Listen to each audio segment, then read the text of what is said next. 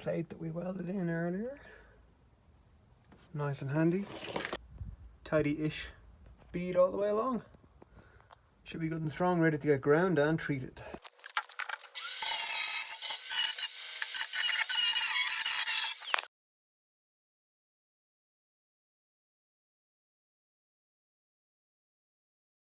Oh, So yeah. they were taking an orally.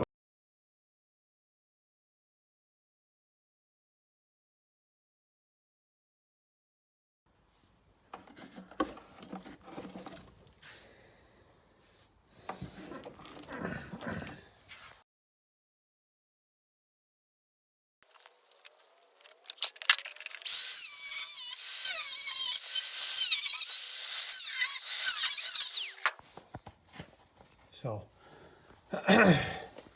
this is the driver's side step. Let's turn that off. That's my new lamp. This is the driver's side step, and it makes me want to die. It's unfortunately a little bit too complicated, a little bit too tight space-wise for me to keep recording, but no matter how much metal I seem to cut or bend out of my way, I just cannot get that damn thing in. So, to get the step in, cut the original one out. You need that lip there to weld this on, so you can't cut it off. So you need to slice it and bend it. Longer than I did the first two attempts. The bracket down there.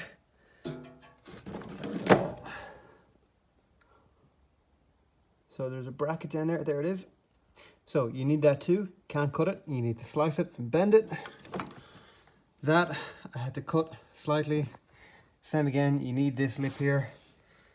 Slice and bend. Bend it to get it in. Grind it to get shape. But finally, the step is finally in place.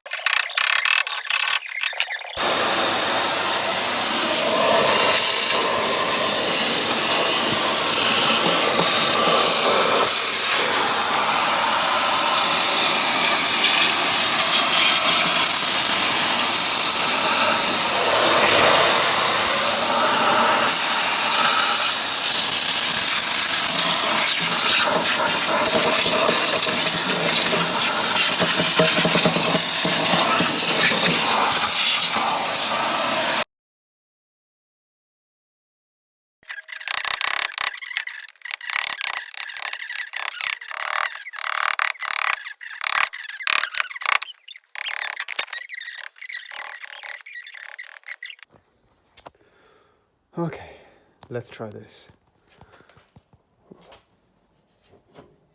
Look at that veiny hand. Let's get this in.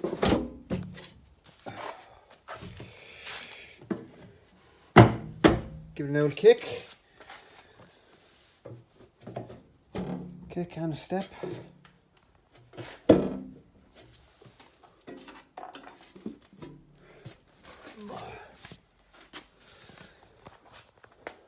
Nice.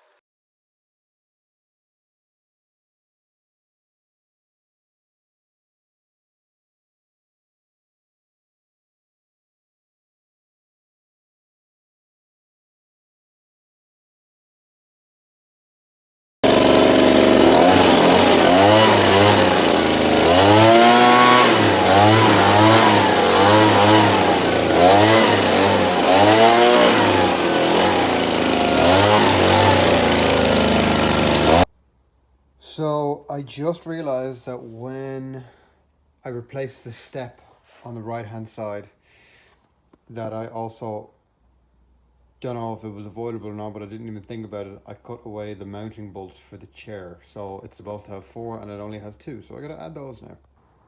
Okay, update.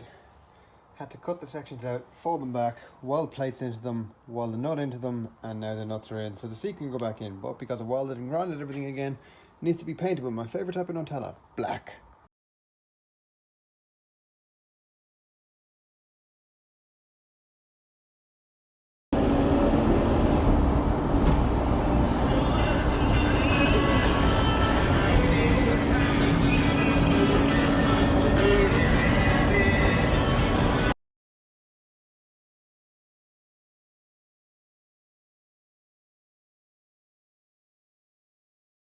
So, in terms of what we've already done, you see the base floor is painted, all this plywood and stuff has been stripped out, the bulkhead has gone, the seats have been removed.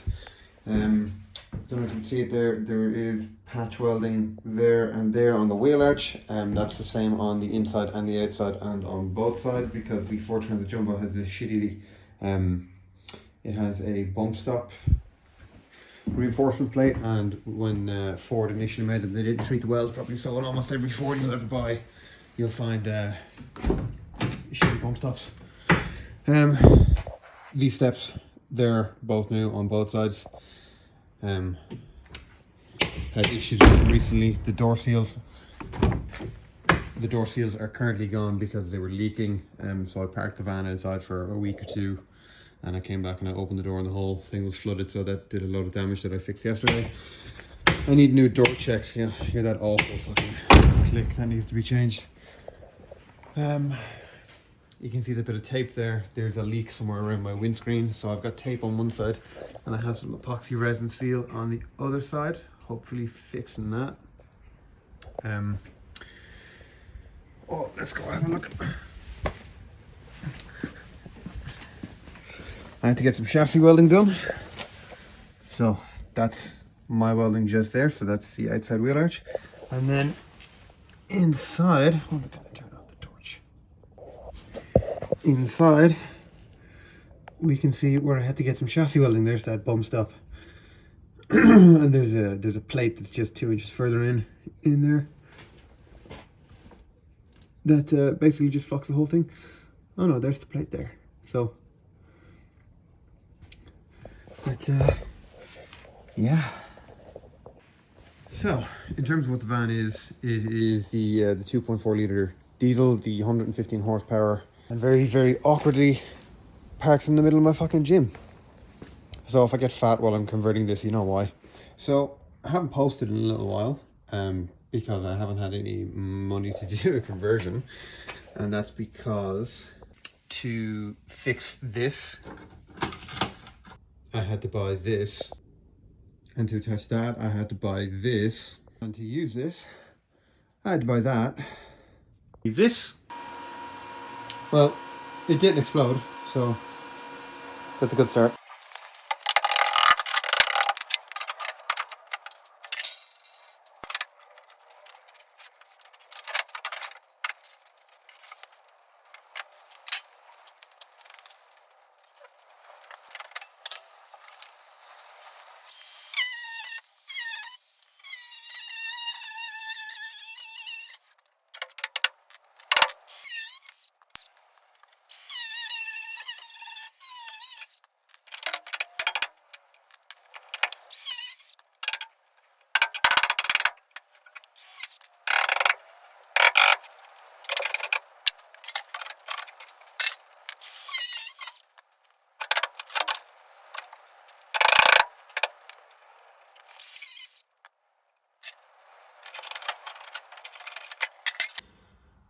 So, this is easily probably one of the most technically complicated things I've ever done in terms of working on a car, or van I guess, because I can't really measure the shape of the insert because it's such a weird shape. So I kind of cut a little bit, see if it fit, cut a little bit more, see if it fit.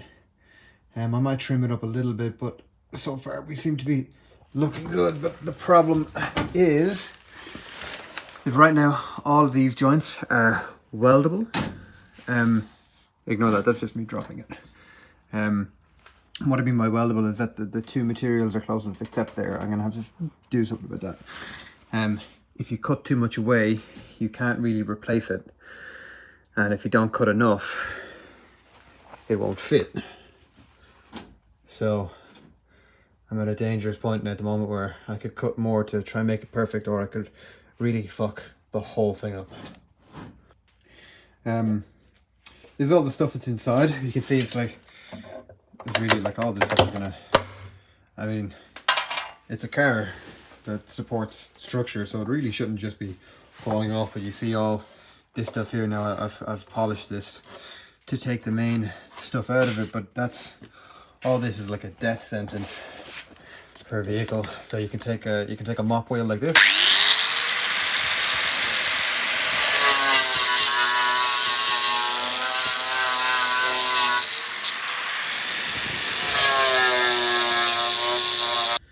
Now, I'm pretty happy with how the replacement sill is going to go in, so I'm going to stop cutting for that.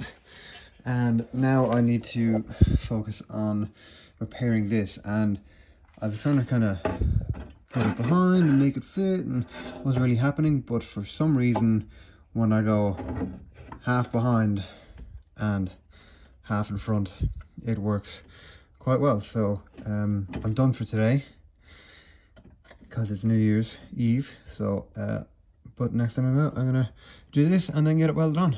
Well, no, I'm gonna do a lot of painting first, but testing if your welds are strong.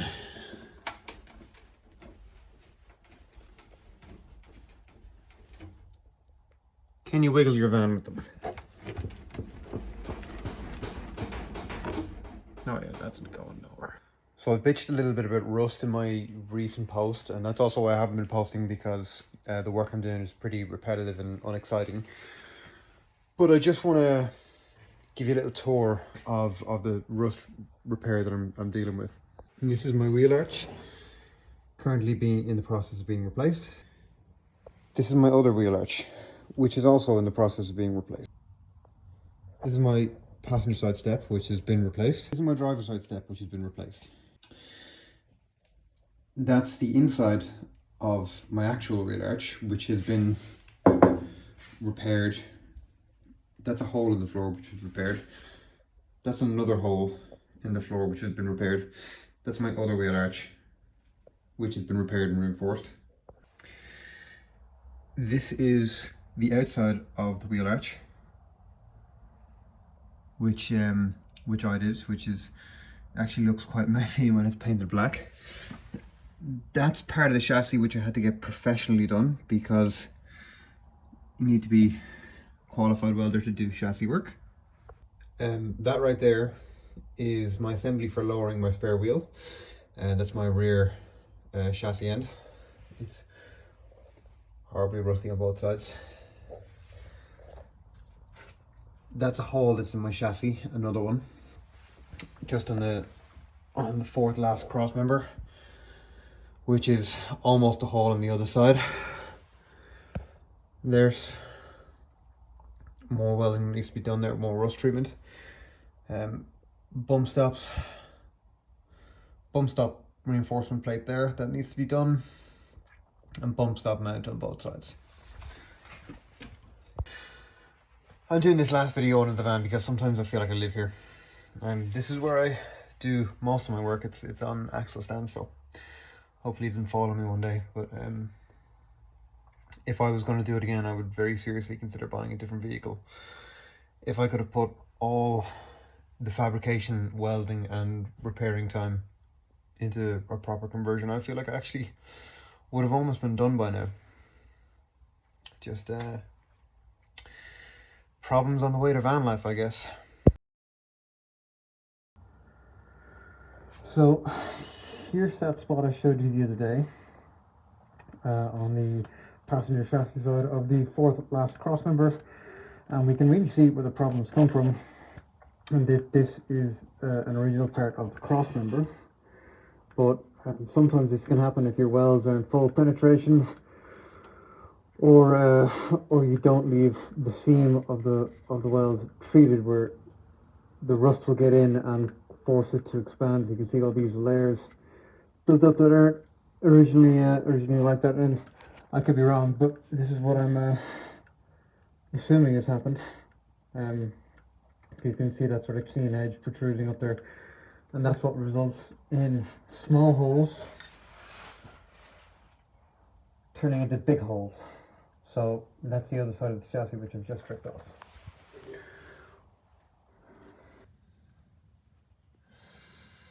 Chassis hole number 5. Let's see if I can find you a good piece. So it's a double layer chassis, which means it's made of 2 plates squeezed together, and you can see all that shit in the middle. This is obviously supposed to hold the weight of the whole vehicle, but let's just have a look what happens when I throw it on the ground. Oh yeah, it's basically just exploding. This is my passenger side, so you've only seen the driver's side first, and I made my life much easier this time. So I cut the panel in half so that I have a direct sort of platform to weld onto there. Now, while the bottom, I don't know if you can see all those little holes there, so that's how I'm going to spot weld to this. Now, same as on the driver's side, there was nothing left of this, so it got a backing plate reinforcement, so I'm going to try to get that on now.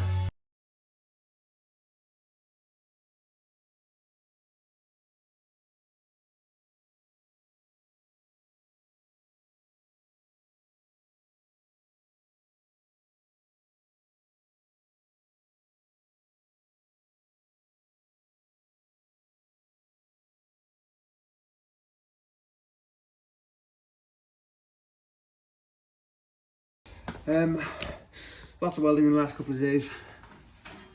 This is my panel, which has just been, I had some spare paint, so I threw it on the inside just because why not. And this has been painted a few times. My reinforcement plate is in there. Has to go up like this, so get it set into place, and all the holes need to be drilled. So